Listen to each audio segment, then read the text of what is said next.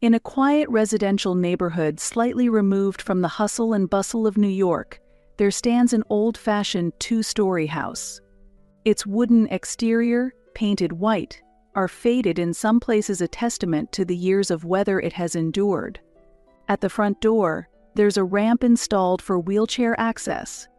In this house, I, Julia Brown, lived peacefully with my mother-in-law Dolly, at least until one fateful day. Don't meddle in things that don't concern you.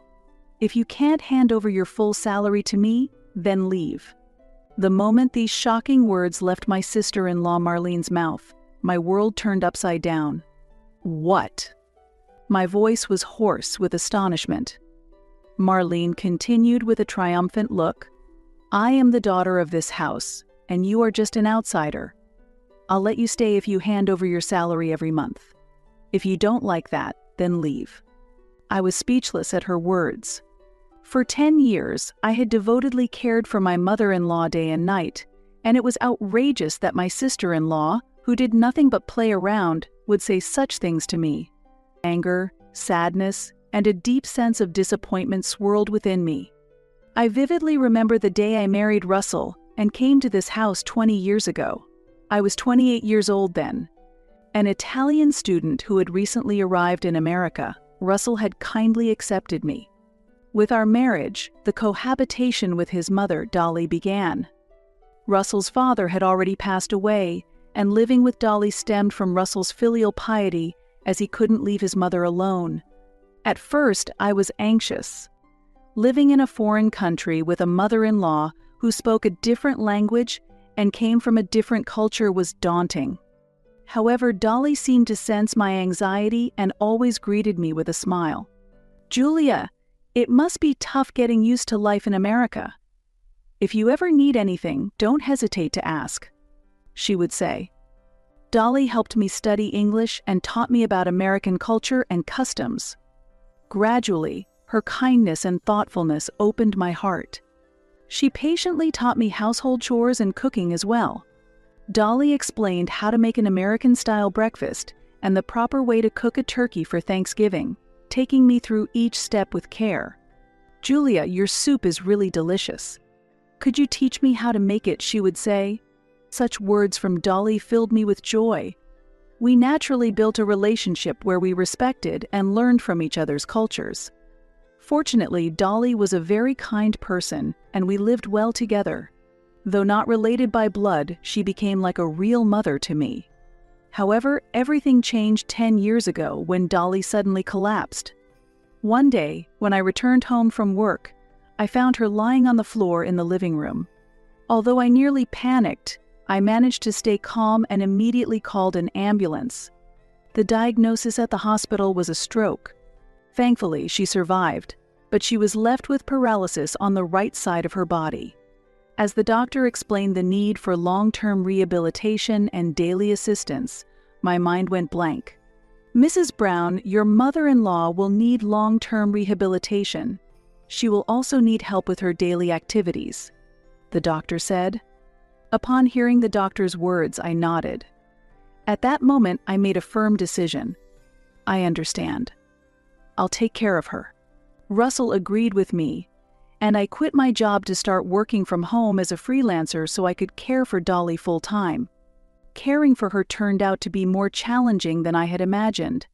Assisting with meals, helping with baths, and accompanying her to rehabilitation sessions every day was busy, and sometimes I was utterly exhausted. But Dolly's words of thanks and her smile healed my heart. Having lost my parents early, Dolly was like a real mother to me. That's why caregiving didn't feel like a burden, rather.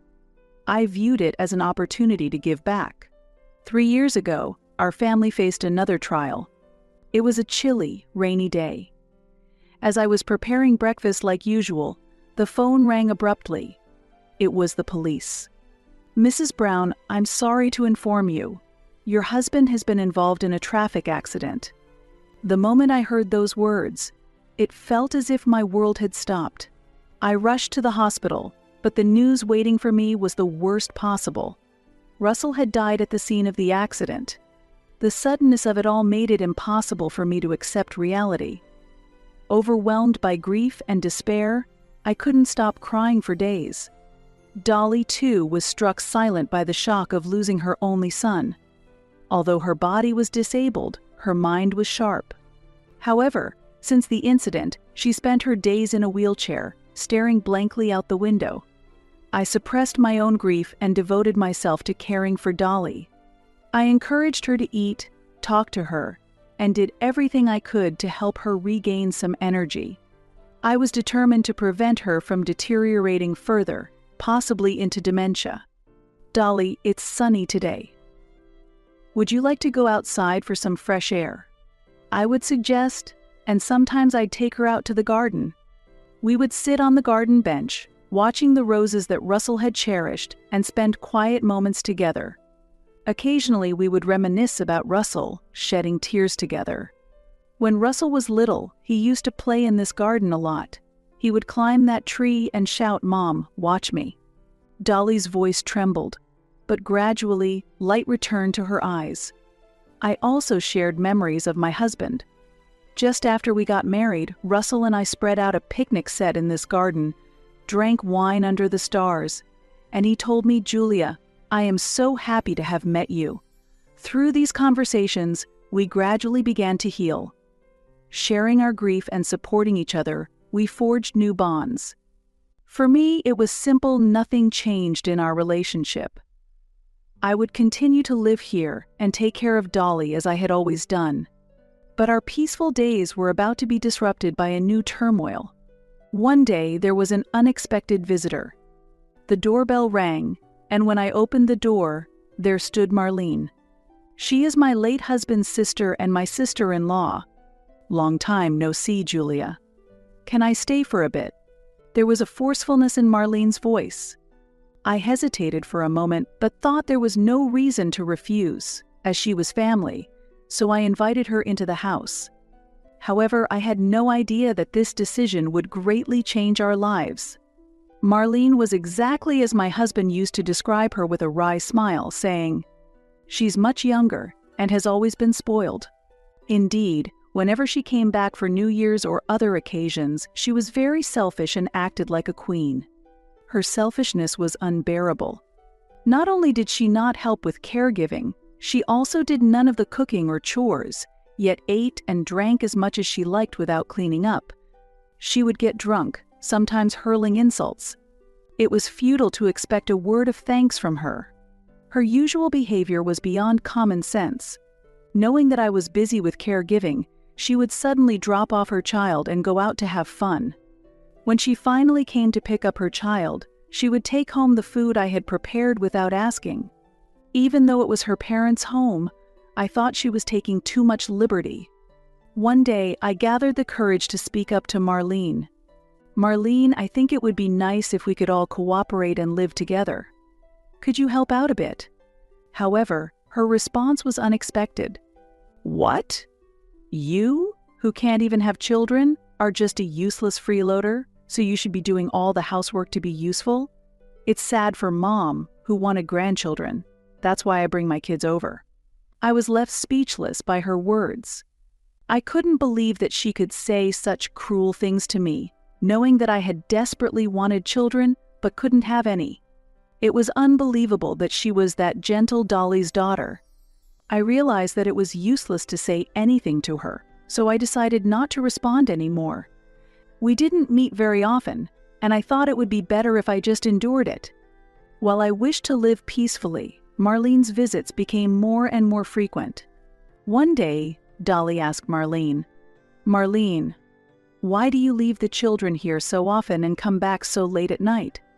Marlene replied as if making an excuse, "I started a part-time job because I need more money for the children now." "You're happy to see your grandchildren, aren't you, Mom?" "That's true, but..." Dolly seemed unconvinced. The children were still young, yet she was working at night.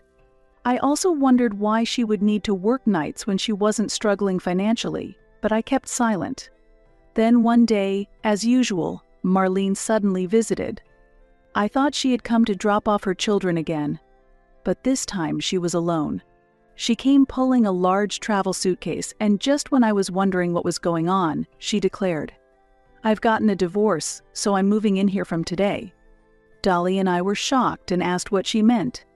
Marlene, looking almost tearful, turned to Dolly and began, "Mom, the truth is, I've been suffering from domestic violence from my husband for a long time.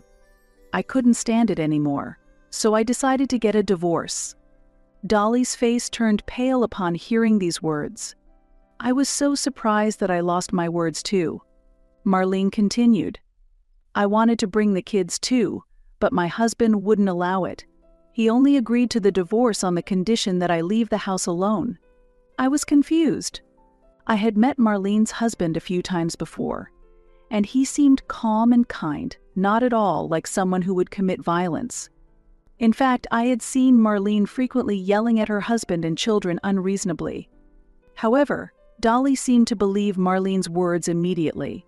Hearing her daughter's suffering, she agreed to let her move in. "Julia, I'm sorry, but I can't abandon Marlene." Dolly apologized to me. While she said she was sorry to me, I understood that if a mother hears her daughter has been divorced and ousted, she couldn't just ignore it. With mixed feelings, I replied, "I understand." "Thank you, Mom." "Julia, please be nice, okay?" Marlene, who had appeared to be crying earlier, now smirked with dry eyes. It seemed like it was all an act. And so our life living with Marlene began. However, she continued to do nothing at all, just like before. She didn't help with her mother's care, nor did she do any cooking, laundry, or cleaning. Astonishingly, she did nothing. Moreover, her attitude towards me became increasingly arrogant. But I maintained my composure in front of Dolly. I didn't want to cause any unnecessary worry for my mother-in-law. One day, Dolly spoke to me. "Julia, there's a place I want to go. It's a bit difficult with the wheelchair, but could you come with me?" "Of course. Where would you like to go? Shall we stop by our favorite cafe? It's been a while." There was a cafe that had been our favorite since I married into the family. We used to go there often when Dolly was still healthy. "I also have something important to discuss, so that sounds good." I felt a slight unease at Dolly's words. When we arrived at the cafe, Dolly, checking around to ensure privacy, began speaking in a low voice. "Julia, I'm actually worried about something concerning Marlene." "What is it?" "She's been going out in the middle of the night and spending a lot of money. Something about her behavior seems off." A look of deep concern was evident on Dolly's face. "Also about the divorce. Something doesn't seem right. I want to contact Marlene's ex-husband, but it's difficult for me." I was surprised by my mother-in-law's words. Dolly wasn't completely convinced by Marlene's story. "I understand. I'll look into it." From that day, I quietly but steadily began to investigate the truth. Several weeks later, I had uncovered the entire truth. I contacted Marlene's ex-husband and met with him directly. His story was entirely different from Marlene's claims. Actually, Marlene had multiple affairs. I forgave her each time, trying to make things work. Sadness was evident in his eyes. In the end, Marlene left the house on her own. She neglected the children too. I was stunned. All of Marlene's stories were lies. As evidence, her ex-husband showed me exchanges of messages between Marlene and another man, along with hotel receipts. After learning everything, I told Dolly the truth. She appeared deeply hurt, yet there was also a look of resolve on her face. "Julia, thank you. There's something I must do." From that day, Dolly began closely communicating with a lawyer. She didn't share the details with me, but it seemed she was preparing something. At home, Marlene's attitude towards me became increasingly arrogant. "Hey, make something more substantial. What's with this bland, all-veggie meal? Are you trying to annoy me? I'm making these meals low in salt considering your mom's health. Marlene, you should cook what you like to eat." "What? Don't order me around, you're just a freeloader." Freeloader. Besides, my brother is dead, and you're practically a stranger now, right? Why are you still living in this house? Are you paying rent? If you have a salary, you should give it all to me." What? I was baffled by Marlene's words. It's ridiculous to keep a stranger in the house for free. You should be paying rent and utilities. Rent? I've been living here since I got married. We even paid for the renovations when we moved in, and all the utility bills. But the land and the house are ours. And now that my brother is gone, you can say whatever you want, right? Marlene's words hurt me deeply. I had devoted 10 years to caregiving for Dolly day and night, and to be treated like this was unbearable. Who will take care of Dolly if I'm not here? Don't meddle in things that don't concern you. If you can't hand over your full salary to me, then leave. The moment these shocking words left my sister-in-law Marlene's mouth, my world turned upside down. What? And you have the nerve to say such awful things while I take care of everything around the house. But Marlene just scoffed at me, as if mocking my efforts. Isn't it natural to get money from someone who's not even family staying in the house? It's ridiculous how you act as if you're doing me a favor. You must really be after the inheritance. I understand. If that's how you feel, I'll leave.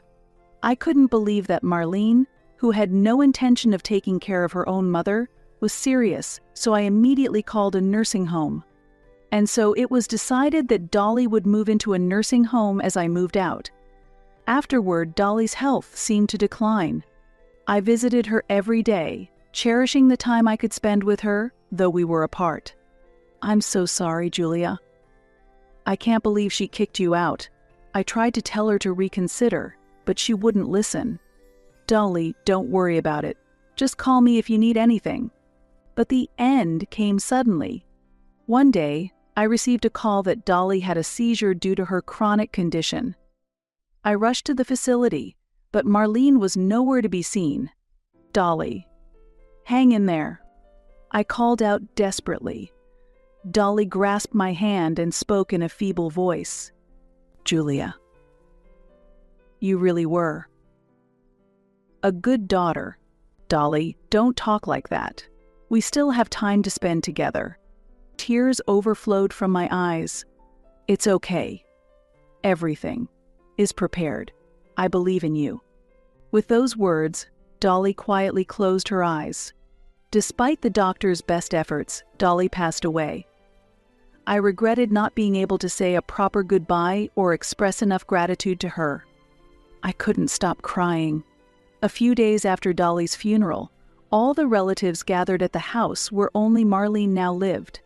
It seemed that Dolly had requested all family members to be present when her will was disclosed. The lawyer Dolly had hired surveyed the room and began to explain. Before I read the will, at the deceased's request, she left a recorded message in her own voice. Please listen. Dolly's voice began to play, and everyone listened intently to her words. Thank you all for gathering here. I appreciate the relationships we shared during my life. I will now speak about the distribution of my estate.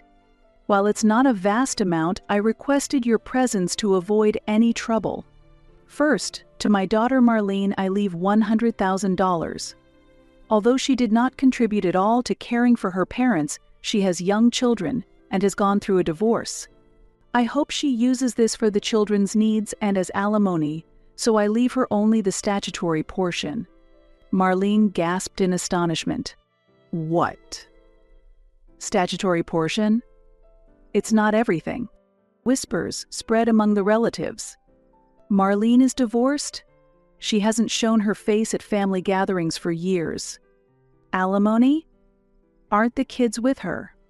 Wasn't Julia, Russell's wife, the one who cared for Dolly all by herself? Marlene, faced with the stares of all her relatives, turned red and trembled with clenched fists.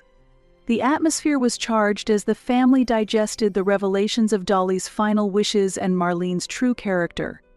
Dolly's voice continued. Those of you hearing about Marlene's divorce for the first time might be surprised. The cause was her infidelity. It would be one thing if she were neglecting my care to focus on her family, but she was neither looking after her children nor faithful, choosing to spend her time with her lover instead.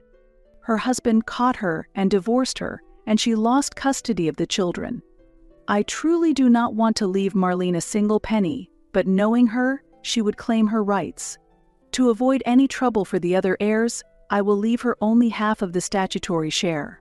I hope she uses it to properly pay off her marital obligations, and that the remainder is used for the benefit of her children.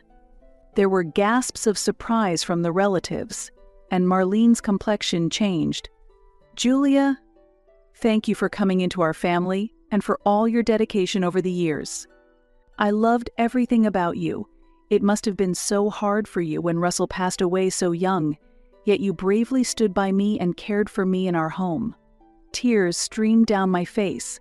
To Julia, I bequeath the same amount of $100,000, as well as our home and land. You are free to sell or rent the house, but I would be delighted if you remember the days we spent together there. Dolly, I only heard about the contents of the will just now. I calmly responded. Moreover, Dolly knew about your divorce. She heard it directly from your ex-husband. Marlene's face turned pale. I continued. Your husband repeatedly tried to mend things for the sake of the children, despite your continuous affairs. Though your kind-hearted husband had no intention of demanding alimony, Dolly suggested that he should. The relatives' glances at Marlene were filled with disdain. Finally, I said, also, it seems like you're upset about the inheritance I'm receiving, but you should know that I was legally adopted by Dolly. Legally, I am as much her child as you are. Marlene's face went ashen, and she collapsed on the spot. Applause rose from the relatives towards me. Some were tearful. It's good to see you rewarded after all your years of caring for Dolly. One said, you seemed more like her real daughter than just a daughter-in-law. Another added, if you ever need help, just call us, someone else offered. I bowed deeply. Thank you. It seems that Dolly had gathered everyone to ensure that there were no misunderstandings or unwarranted rumors about the inheritance after I received it. Afterwards, Marlene left the house cursing. Although she had to pay alimony to her ex-husband from her share of the inheritance, it seemed her life afterwards was challenging. Now I am living leisurely, sorting through the belongings in the old house. The lawyer gave me the recording of Dolly reading her will. Thank you for everything, truly. I have always loved your honesty and kindness.